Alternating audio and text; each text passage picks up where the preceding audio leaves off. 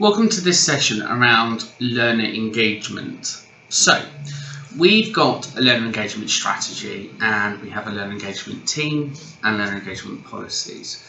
So let's just look at some of their functions about what it is they do and why they do it and what the outcome for the learner is. So learner engagement starts really at the very beginning of the process.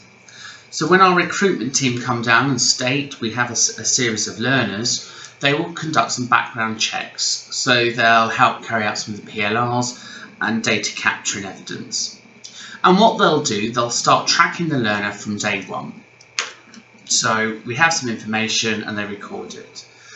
Now, their process is about sending out the invitations for them to come in and engage with us. What will then happen through the induction process and the sign-up process, if a learner drops out, learner engagement will monitor that. They will tell us or record somewhere why the learner has dropped out, because it's really important that we understand what the dropouts are and why learners are dropping out. Equally, it might be that throughout the learner process, we've identified that they're not the right learner for the right course. So again, that outcome needs to be measured. So what that does for the learner, that proves that we have got the right learner on the right course and we're monitoring why. Now, if we have a large dropout, we need to establish why that dropout's happened.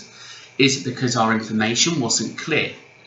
Maybe our marketing material wasn't targeted enough, or maybe the recruitment officer hasn't really sold the course and provided the right information. But we have a duty of care to monitor that and to make sure that the information we're given is accurate and that we're getting the right people on the right courses at the right time. So that's what their first role is around trying to get people in. Then, when the learner starts on the very first day of learning, they'll monitor the attendance of that learner. So if learners haven't attended and been recorded on the register, they'll be able to go to the register, and those that haven't turned up on the first day of learning, they will contact the learner to find out why they've not engaged. So the second stage really is the learners are progressing normally, they're starting to attend.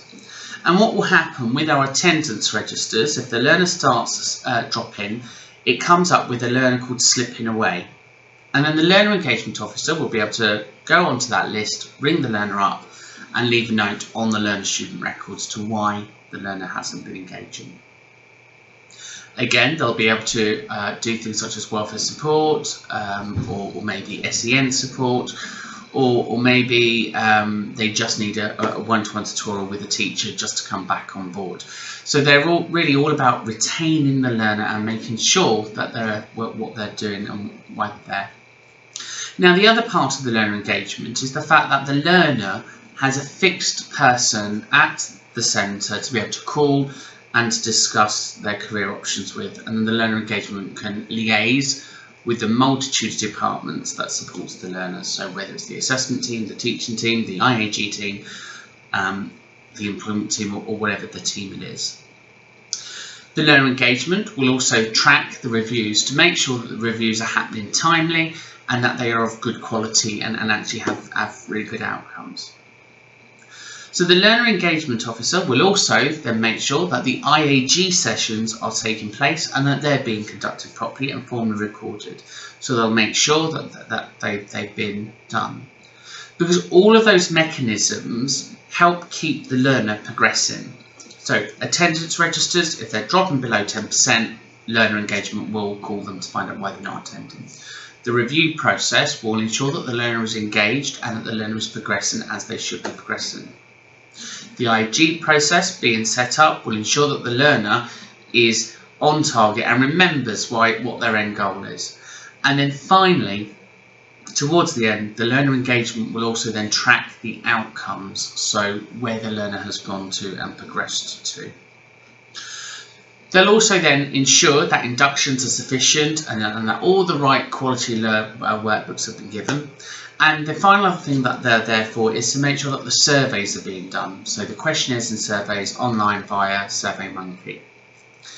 So that's slightly independent to what the internal quality assurance team do when they're quality assuring work. They're more about capturing the data to show data management and an outcome for learners.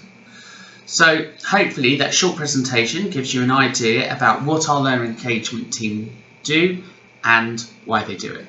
Thanks for watching.